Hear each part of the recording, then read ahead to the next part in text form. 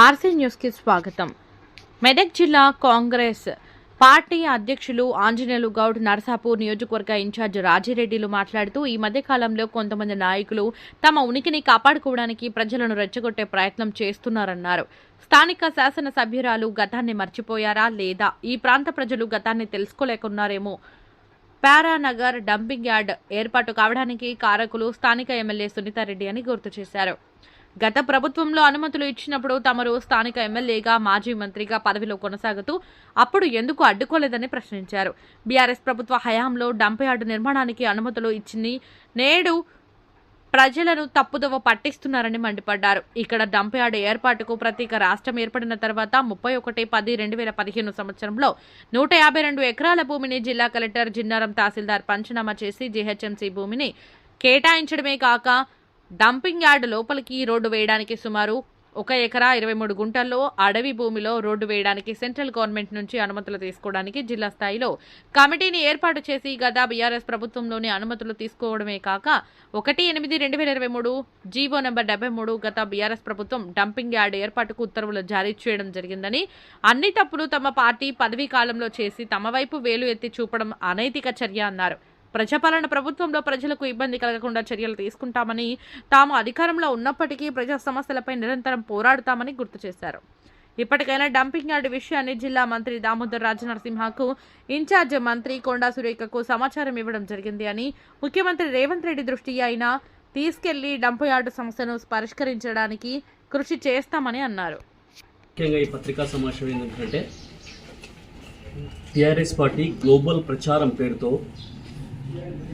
ప్రజల్లో రెచ్చగొట్టే కార్యక్రమాలు చేస్తూ ప్రజల్లో 2 వర్గాలను విభజించే కార్యక్రమం చేసిన కార్యక్రమాలే టీఆర్ఎస్ పార్టీ ప్రతిపక్ష పాత్ర పోషిస్తుంది. నేను ఫస్ట్ నుంచి కూడా ఒకటే చెప్తున్నాం. తర్వాత నాయన మేము ఈ రెండుకి సమాధానం చెప్పండి. ప్రజాస్వామ్యం ద్వారా గెలిచిన ఎమ్మెల్యే ప్రతిపక్ష నాయకుడు ఉండి ఇప్పటి వరకు ప్రజల సమస్యలను పోరాటం చేయడానికి ముఖం లేదు. వారు కోట్లాది రూపాయలు ఈరోజు ప్రోగు చేసుకొని దగ్గర వాళ్ళ పార్టీ ఫండ్ 25,000 కోట్లకు పైచిలుకుంటున్న తర్వాత వచ్చిన 10 సంవత్సరాల్లో ఒక ఉద్యమ పార్టీ వాళ్ళ గవర్నమెంట్ ఏదైతే ఎలక్షన్ కమిషన్ చెప్తుందో నిధులే ఈరోజు 2,000 కోట్ల పైచిలుకు నిధులు ఉన్నాయి. ఈరోజు రాష్ట్ర అప్పు 7 లక్షల కోట్లు ఈరోజు రాష్ట్ర అప్పు ఉంది. మేమంటున్నామంటే కేటీ రామారావు ఆ డ్రామా కంపెనీ ఏదైతే డ్రామా కంపెనీ ద్వారా నడిపిస్తున్న కార్యక్రమాలు ఏంటంటే కేవలం సోషల్ మీడియా ద్వారా సోషల్ మీడియాను అడ్డు పెట్టుకొని ప్రజల్లో అమ్మోయం సృష్టిస్తూ ప్రజల్లో రెచ్చగొట్టే కార్యక్రమాలు చేస్తూ జిల్లాకో రాజకీయం, కులానికో రాజకీయం, మతారు రాజకీయం చేస్తున్నారు.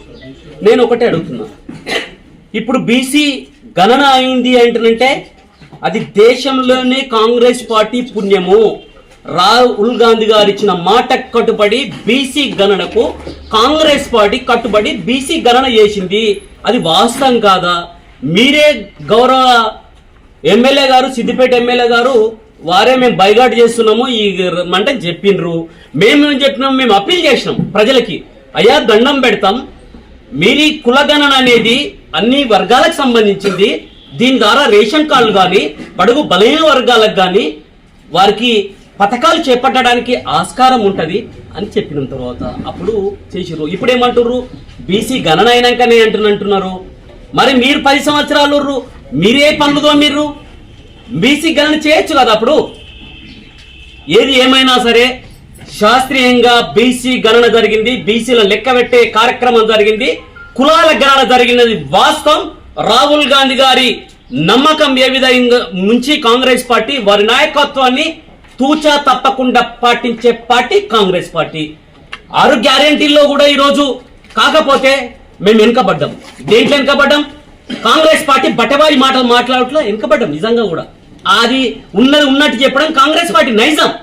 ఏదైతే రేవంత్ అన్న తర్వాత ఉన్నది ఉన్నట్టు చెప్పడం రేవంత్ అన్న నైజం, అది కాంగ్రెస్ పార్టీ నాయకత్వం లక్షణం. అది రాహుల్ గాంధీ పార్టీకి ఉన్న లక్షణం. అది ఎందుకు అంటున్నంటే ఏదైతే 6 గ్యారెంటీలు ఇచ్చిర్రో ఈరోజు రుణమాఫీ కానీ, రైతు బంధు కానీ, ఈరోజు ఫ్రీ కరెంట్ కానీ, గ్యాస్ కానీ, ఫ్రీ బస్ కానీ ఈ రోజు పేద వర్గాలకి, బడుగు బలైన వర్గ పిల్లలకి హాస్టల్ సౌకర్యం కానీ నిన్ననే ఒక తర్వాత నేను ఇంటర్వ్యూలో చూస్తున్నాం, హరీష్ రావు గారే చెప్తున్నారు హాస్టల్లో సౌకర్యాలు మెరుగైనాయి, మేము ప్రతిపక్షంలో ఉండి మాట్లాడినాం, మేము రుణమాఫీ అయింది, ఈ 22,000 కోట్లు అయిందని ఆయన కూడా చెప్పిండు నిన్ననే. నాకు తర్వాత ఆయన ఒక ఇంటర్వ్యూలో, ఎన్టీవీ ఇంటర్వ్యూ, ఏదో టీవీ ఇంటర్వ్యూలో చెప్తున్నారు.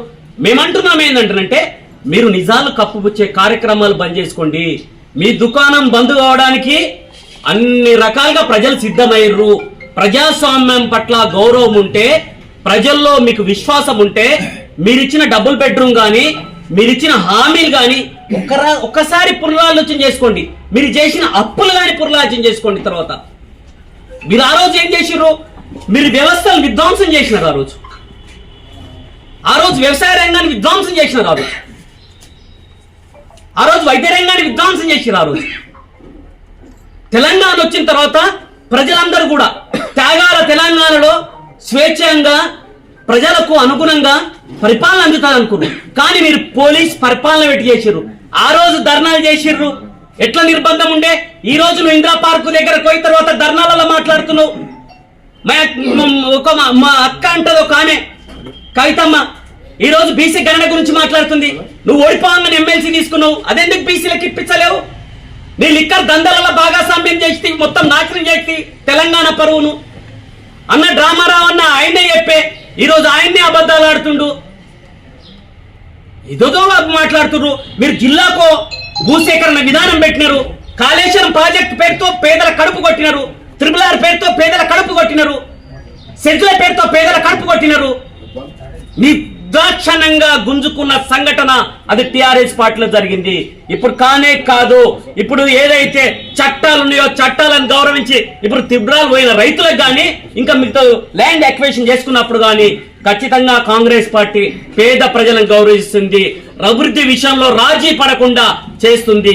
మేము ఎప్పుడైనా సరే ప్రాంతం పట్ల వచ్చినప్పుడు RRR కోసానికి ప్రతిపక్షంలో ఉన్న, ఈ రోజు అధికారంలో ఉన్న పేదల పక్షాన ఉంటామని చెప్పినాం. ఈ రోజు కూడా ఈ ప్రాంతానికి ఏదైనా ఇబ్బంది అయినప్పుడు పేదల గొంతై, ప్రజా గొంతై ఖచ్చితంగా మా మంత్రుల దృష్టికి, ముఖ్యమంత్రి దృష్టికి తీసుకెళ్లాల్సిన బాధ్యత మాది. జిల్లా కాంగ్రెస్ పార్టీ ఎప్పుడు పేదల పక్షాన్ని పోరాటం చేస్తుంది. అధికారం ఉన్నా సరే పేదల సమస్యల తర్వాత ప్రజాస్వామ్యబద్ధంగా తీసుకెళ్తుంది. కానీ ఆ రోజు మీరు ఒక మంత్రి వస్తే కలవలేరు. నేనే తర్వాత కలుస్తా అంటే 100 సార్లు అన్నాం. నిర్బంధంగా అరెస్ట్ చేసినారు. ముఖ్యమంత్రి వస్తే 2 రోజులు పెట్టినారు. ఈ రోజు గగ్గోలు పెడుతున్నారు. ఈ రోజు తర్వాత, ఈ రోజు పార్టీ మారిన తర్వాత వాళ్ళని అనర్హులను ప్రకటించినట్టు మీరు పార్టీలో మెర్జీ చేసుకున్న డబ్బులతోని. మేము అందుకే అంటున్నాం, తర్వాత అబద్ధాలు చెప్పి ప్రజలను మభ్యపెట్టే కార్యక్రమాలు చాలా రోజులు సాగవు. మీరు ఆ రోజు తర్వాత అంటున్నారు కదా హరీష్ రావు గారు, ఇక్కడున్న నిధులను తీసుకుపోయి మీరు తర్వాత మీ సిద్దిపేట జిల్లాలో పెట్టుకుంది వాస్తవం కాదా? మీ బామర్ది జిల్లాలో పెట్టుకుంది వాస్తవం కాదా? మీరు జిల్లాలను విభజించి అశాస్త్రీయంగా, జిల్లాలలో అశాస్త్రీయంగా మండలాలను విభజించి మీ అవసరాల కోసం చేసిన విషయం వాస్తవం కాదా? మీరు చేసే కార్యక్రమం ఏంటి? ఈ మధ్య కాలంలో నర్సాపూర్ ప్రాంతంలో వారి పబ్బం గడుపుకోవడానికి కోసానికి వారు ఏం నిండి చేసినా సరే ఇక ఉంది ముసుల పండుగ ముందుకి ఇక స్టార్ట్ అవుతుంది.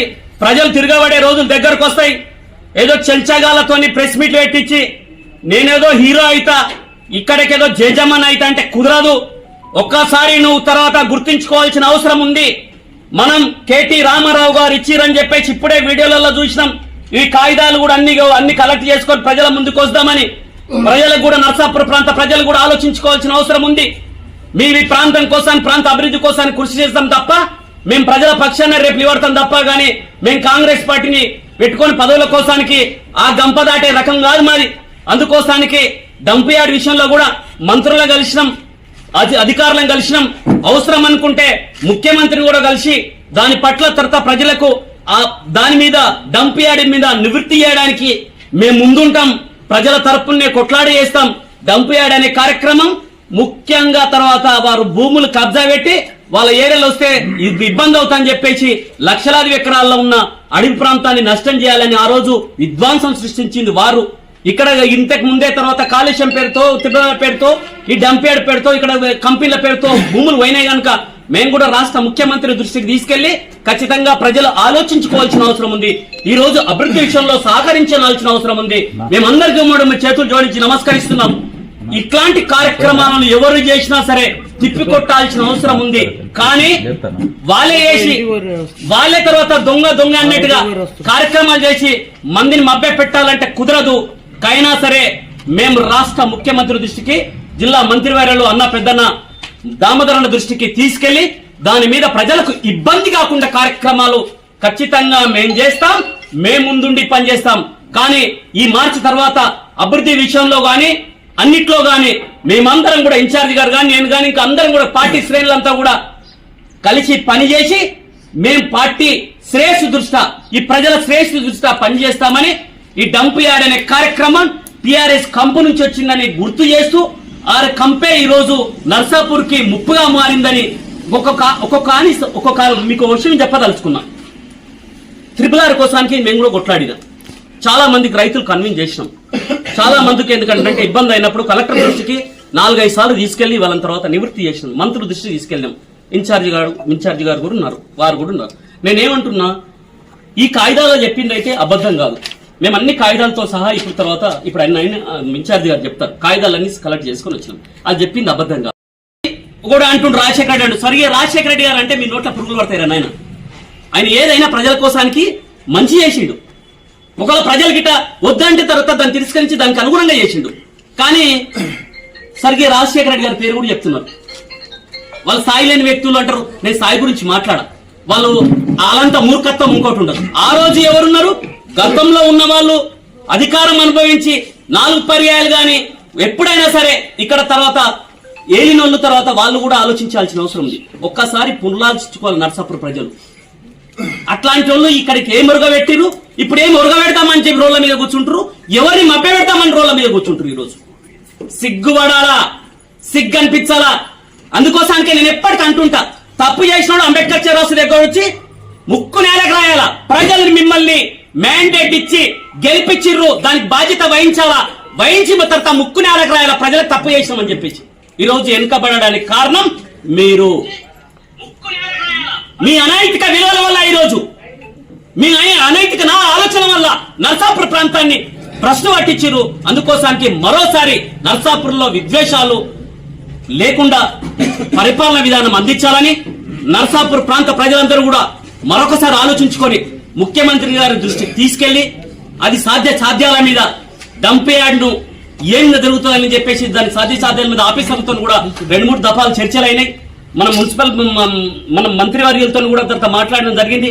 రాజిరెడ్డి గారు మేము కూడా అనుకున్నాం రిప్రజెంటేషన్ ఇస్తాం, ఖచ్చితంగా ప్రజాస్వామ్యబద్ధంగా దాన్ని ఆపు చేయడానిక లేకపోతే దాని సాధ్యాలు ఆలోచించి నిర్ణయం తీసుకుంటామని కాంగ్రెస్ పార్టీ ప్రజల తరపున ఈ ప్రాంత సమస్యల తరపున ఎల్లప్పుడూ ముందుంటుందని పోరాటం చేస్తుందని ఖచ్చితంగా తెలియజేస్తూ మీకందరూ కూడా నమస్కారాలు చేస్తూ ఎవరు ఏం చేసిర్రు ఎవరు ఎట్లా చేసిర్రు అనేది అందరికీ ప్రాంత ప్రజలకు తెలుసు కనుక కాంగ్రెస్ పార్టీని దోషిగా నిలబెట్టాలని చూస్తే మీ బొంద మీరే దవ్వుకున్నట్టయితే కనుక మరోసారి ఆలోచించుకొని మాట్లాడే ముందు ఆచితూచి అడిగేయాలని గుర్తు చేస్తున్నారు.